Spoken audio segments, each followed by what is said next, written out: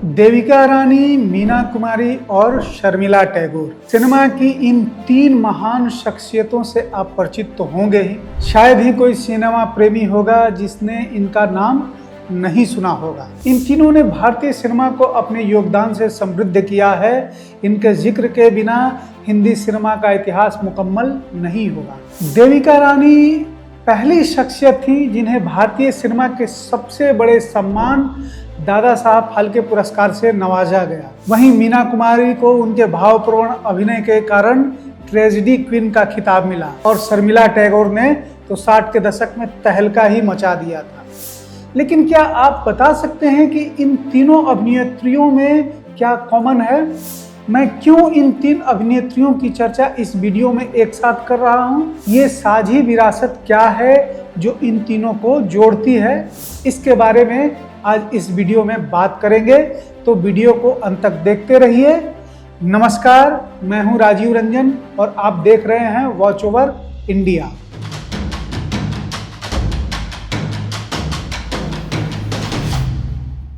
देविका रानी, मीना कुमारी और शर्मिला टैगोर के बीच कॉमन क्या है, इस पर आने से पहले थोड़ा इसकी पृष्ठभूमि जान लेते हैं। भारत के पहले नोबेल पुरस्कार विजेता गुरुदेव रविंद्रनाथ टैगोर और उनके परिवार का भारतीय समाज में योगदान क्या है, इसके बारे में तो हम सब जानते ही हैं।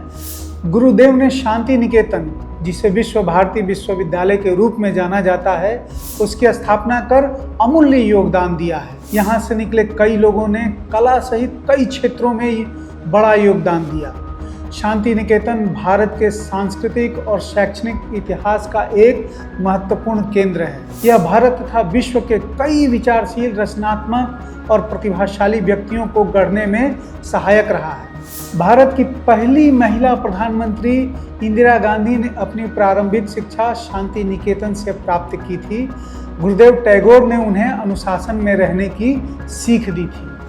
इसके अलावा विशेष ऑस्कर और भारत के सबसे बड़े नागरिक सम्मान भारत रत्न से सम्मानित सत्यजीत रे, आधुनिक भारतीय चित्रकला के पायोनियर नंदलाल बोस, संस्कृत विद्वान क्षिति मोहन सेन और उनके नाती अर्थशास्त्र में नोबेल पुरस्कार विजेता अमर्त्य सेन, प्रसिद्ध भित्ति चित्रकार और कला शिक्षक विनोद बिहारी मुखर्जी, रविंद्र संगीत की सुप्रसिद्ध गायिका कनिका बंदोपाध्याय, प्रख्यात सितार वादक निखिल बनर्जी, प्रसिद्ध साहित्यकार आचार्य हजारी प्रसाद द्विवेदी और प्रसिद्ध लेखिका गौरा पंत उर्फ शिवानी का भी शांति निकेतन से गहरा संबंध रहा है। बहरहाल, अब अपने मुद्दे पर आते हैं। देविका रानी, मीना कुमारी और शर्मिला टैगोर, तीनों को जो बात जोड़ती है वह है टैगोर परिवार से उनका रिश्ता। देविका रानी और शर्मिला टैगोर का रिश्ता तो टैगोर परिवार से सीधा है। मीना कुमारी का रिश्ता थोड़ा दूर का है। इनका रिश्ता टैगोर परिवार से किस तरह से है, यह जानने से पहले जरा गुरुदेव रविंद्रनाथ टैगोर के नाटकों, अभिनय और फिल्मों से जुड़ाव के बारे में जान लेते हैं।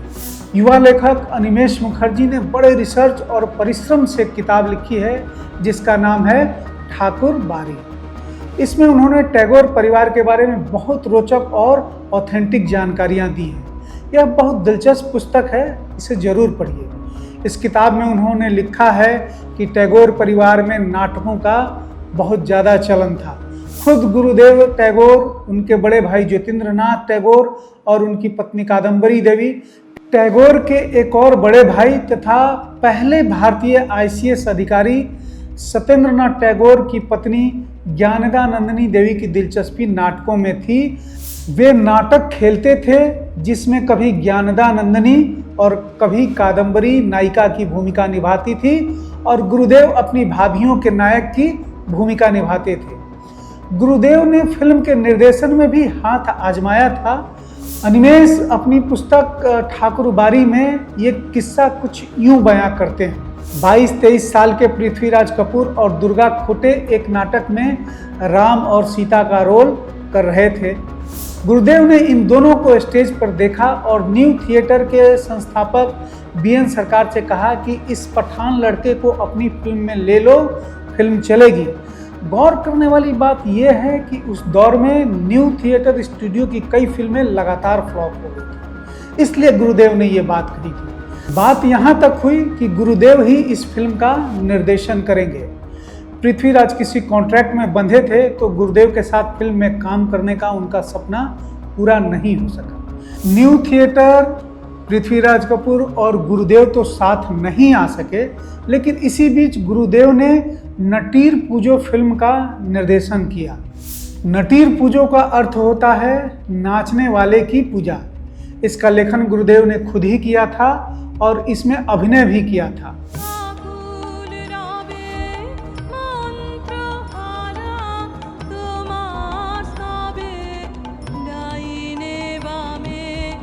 हालांकि इसे फिल्म कहना पूरी तरह से सही नहीं होगा। यह एक नाटक था जिसे कैमरा लगाकर शूट किया गया था। इसे फिल्म की तरह नहीं बनाया गया था।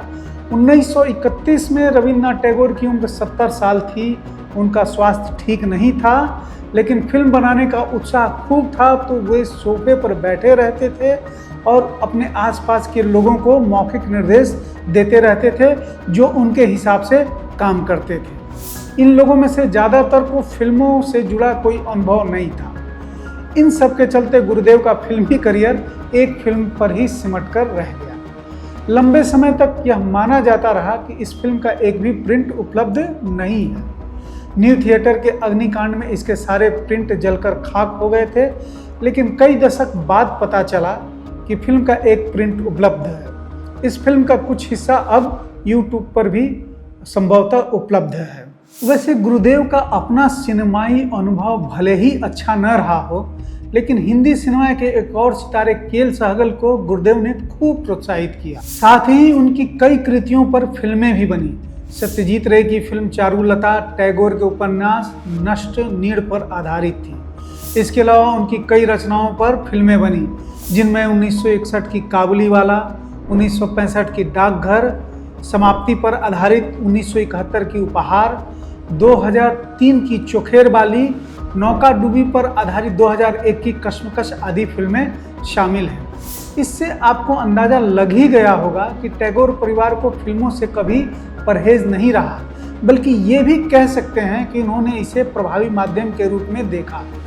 टैगोर परिवार की बाद की पीढ़ियों में आधुनिकता का जो आचार व्यवहार है वह उनके गुण सूत्र में ही है, जो उन्हें अपने पूर्वजों से मिला है। यह देविका रानी के जीवन और सिनेमा में भी देखने को मिलता है। देविका रानी के पिता मनमथ नाथ चौधरी रविन्द्रनाथ टैगोर की बहन सुकुमारी देवी के बेटे थे। मनमथ नाथ ने अपनी मौसेरी बहन इंदुमती देवी चटर्जी की बेटी लीला देवी से शादी की थी। यानी देविका रानी माता पिता दोनों तरफ से टैगोर परिवार से जुड़ी हुई थी। देविका रानी ने अपने पति हिमांशु राय के साथ मिलकर बॉम्बे टॉकीज की स्थापना की, जो हिंदी फिल्मों में एक मील का पत्थर है। बॉम्बे टॉकीज ने हिंदी सिनेमा को कई बड़े सितारे दिए हैं। अशोक कुमार बॉम्बे टॉकीज के कर्मचारी थे और अभिनेता के रूप में भी करियर की शुरुआत इसी स्टूडियो से की थी। दिलीप कुमार ने भी 1944 में बॉम्बे टॉकीज की फिल्म ज्वार भाटा से करियर शुरू किया था। देवानंद के करियर को भी उड़ान बॉम्बे टॉकीज की फिल्म जिद्दी से मिली थी, जो 1948 में रिलीज हुई थी। इस फिल्म से प्राण के करियर को भी ऊंचाई मिली थी। केदार शर्मा द्वारा निर्मित और निर्देशित राज कपूर की पहली फिल्म नीलकमल का वितरण भी बॉम्बे टॉकीज ने ही किया था। इसके अलावा नलिनी जयवंत, कामिनी कौशल, पी जयराज, उषा किरण, मुकरी और मधुबाला जैसे सितारे भी बॉम्बे टॉकीज की देन है। हिमांशु राय की मृत्यु के बाद देविका रानी ने एक रूसी चित्रकार स्वेतोस्लाव रोएरिच से शादी कर ली। देविका रानी का निजी जीवन बड़ा विवादास्पद रहा था। उसके बारे में फिर से किसी वीडियो में बात करेंगे, लेकिन सिनेमा में उनका योगदान बहुत बड़ा है। उन्हें पहला दादा साहब फाल्के पुरस्कार तो मिला ही, उन्हें पद्मश्री से भी सम्मानित किया गया। शर्मिला टैगोर अपने समय की सबसे प्रतिभाशाली अभिनेत्रियों में गिनी जाती थी। उन्होंने अपने करियर की शुरुआत सत्यजीत रे की फिल्म अपूर्व संसार से की थी। यह भी एक संयोग ही है कि जिस सत्यजीत रे की फिल्म से शर्मिला फिल्मों में आई, उनका नाता भी टैगोर परिवार के कीर्ति स्तंभ शांति निकेतन से था। शर्मिला टैगोर की नानी लतिका बरुआ रविन्द्रनाथ टैगोर के भाई द्विजेंद्रनाथ टैगोर की पोती थी। वहीं शर्मिला भी माता पिता दोनों तरफ से टैगोर परिवार से जुड़ी हुई थी। हालांकि मां की तरफ से टैगोर परिवार से उनका ज़्यादा नज़दीकी रिश्ता था। उनके पिता रविन्द्रनाथ टैगोर के चाचा गिरीन्द्रनाथ टैगोर के वंशज थे। शर्मिला ने हिंदी फिल्मों में शुरुआत कश्मीर की कली फिल्म से की थी। 1967 में I an evening in Paris में तो उन्होंने स्विम सूट पहनकर पूरे भारत में तहलका मचा दिया। वह स्विम सूट पहनकर सीन देने वाली पहली भारतीय अभिनेत्री थी। इसके लिए उन्हें आलोचना और प्रशंसा दोनों मिली। भारतीय समाज के लिए यह एक कल्चरल शॉक की तरह था। शर्मिला टैगोर पहली अभिनेत्री थी जिन्होंने बिकनी पहनकर फिल्म फेयर मैगजीन के कवर के लिए पोज दिया था। यह उस दौर में बहुत साहस का काम था, लेकिन बोल्डनेस के साथ साथ उनकी बौद्धिकता, गरिमा और सामाजिक समझ भी काफ़ी उल्लेखनीय है। उन्होंने ग्लैमर और गंभीर सिनेमा दोनों को समान स्तर पर साधा। शर्मिला टैगोर अपनी पीढ़ी से कहीं आगे की अभिनेत्री थी। उन्होंने आधुनिकता और परंपरा दोनों के बीच शानदार संतुलन बनाया। अब बात मीना कुमारी की। उनका सीधा रिश्ता तो गुरुदेव रविन्द्रनाथ टैगोर के परिवार से नहीं जुड़ता है, लेकिन रिश्ते का सिरा कहीं दूर जाकर जरूर जुड़ता है। मीना कुमारी की नानी हेमसुंदरी देवी थी, जिनकी शादी गुरुदेव के रिश्ते के चाचा जदुनंदन टैगोर से हुई थी।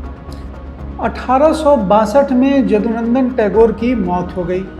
जदुनंदन की मृत्यु के बाद हेमसुंदरी ने विधवाओं का जीवन जीने से मना कर दिया और वे मेरठ जाकर नर्स बन गई। वहां उन्होंने उर्दू पत्रकार मुंशी प्यारेलाल शाकिर मेरठी से शादी की, जिनका काम ईसाई चर्च के प्रचार से जुड़ा था। हेमसुंदरी भी पति के प्रभाव में ईसाई बन गई। इन्हीं हेमसुंदरी और मुंशी जी की बेटी हुई प्रभावती। प्रभावती थिएटर और संगीत के शौक में बॉम्बे गईं और वहां उनको मास्टर अली बख्श से मोहब्बत हो गई।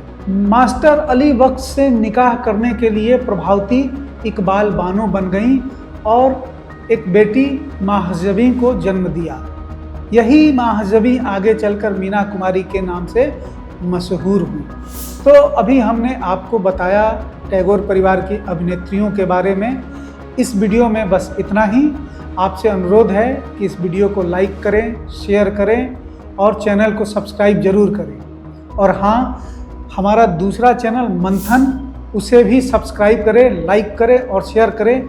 वहाँ आपको कुछ गंभीर चर्चाएं सुनने को मिलेंगी। नमस्कार, फिर मिलेंगे ऐसे ही किस्सों के साथ वॉच ओवर इंडिया पर।